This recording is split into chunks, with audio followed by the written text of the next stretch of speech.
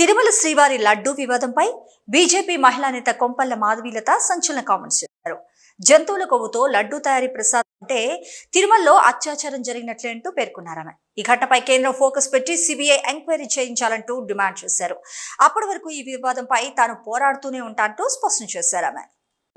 ఆంధ్రప్రదేశ్ రాష్ట్రంలో తిరుమల తిరుపతి దేవస్థానం అంటే వెంకటేశ్వర స్వామి ఆలయంలో జరిగిన అత్యాచారం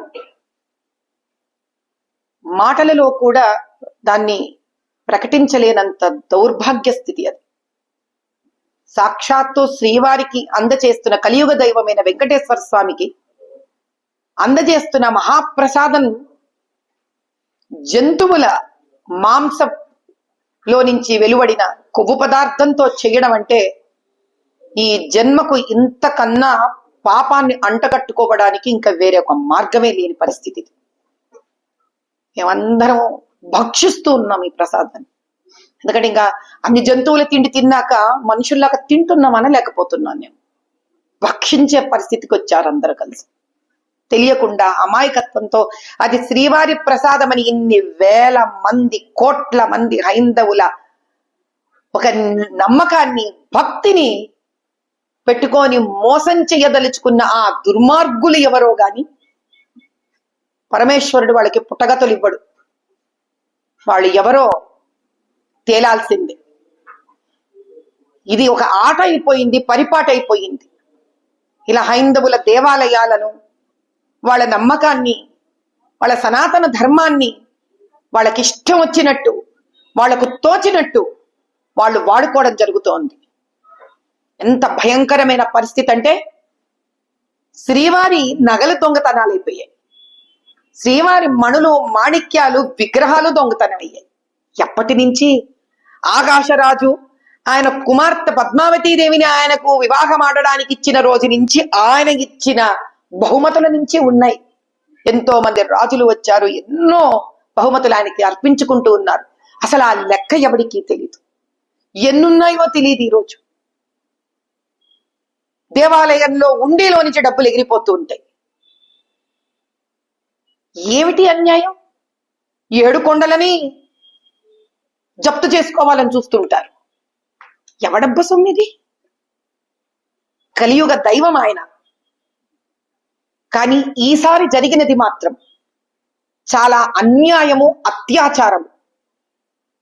డబ్బు తింటే వీళ్ళు డబ్బు తినే రాక్షసులు అనుకోవచ్చు, కానీ దుర్మార్గంగా స్వామివారికి జంతు మాంసానికి ఇచ్చిన కొవ్వు పదార్థాలు పెట్టి వేల కోట్ల మంది నమ్మకంగా తింటున్న ప్రసాదాన్ని మా వరకు అందేటట్టు చేశారు వీళ్ళు.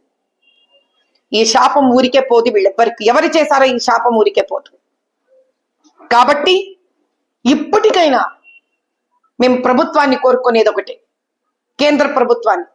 అయ్యా ప్రధానమంత్రి గారు, అయ్యా గృహమంత్రి గారు, దీన్ని దయచేసి మీరు ముందు పడండి. దీనికి సిబిఐ ఎంక్వైరీని పెట్టించండి.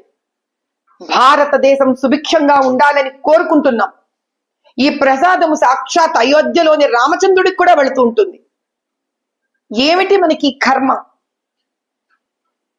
ఈ మత మార్పుడు పిశాచులతో ఏలబడడం ఏమిటి దౌర్భాగ్యం? చైర్మన్ మన వాడు ఉండడు, ఈవో మన వాళ్ళు ఉండరు.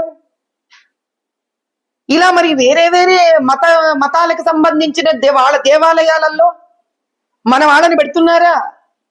వాళ్ళకి ఫండ్స్ వస్తాయి, మరి ఆ ఫండింగ్ లో మాలాంటి వాళ్ళని పెడుతున్నారా? పెట్టమనండి వాళ్ళని కూడా, అయిపోతుందిగా.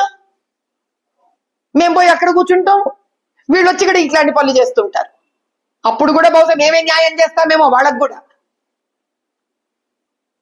దీని రాజకీయం మీరు చేయదలుచుకున్నా హిందువులందరము మేము దీనికి రాజకీయం కానివ్వము. ఈ నిజం బయటికి వచ్చేంత వరకే మీ ఆధీనంలో ఉంది ఈ విషయం. ఈ నిజం బయటికి వచ్చింది, పటాపంచలయ్యింది. మాలోని ప్రతి హైందవుడి మనసులో ఉన్న వెంకటేశ్వర స్వామి జాగృతమైనాడు. ఇప్పుడు వేల కోట్లు, 120 కోట్ల హైందవులలో నుంచే కాదు, ప్రపంచ వ్యాప్తంగా ఉన్న ప్రతి హైందవుడి మనసులో ఉన్న వెంకటేశ్వర స్వామి జాగృతమయ్యాడు. హైందవ యుద్ధం మొదలయ్యింది.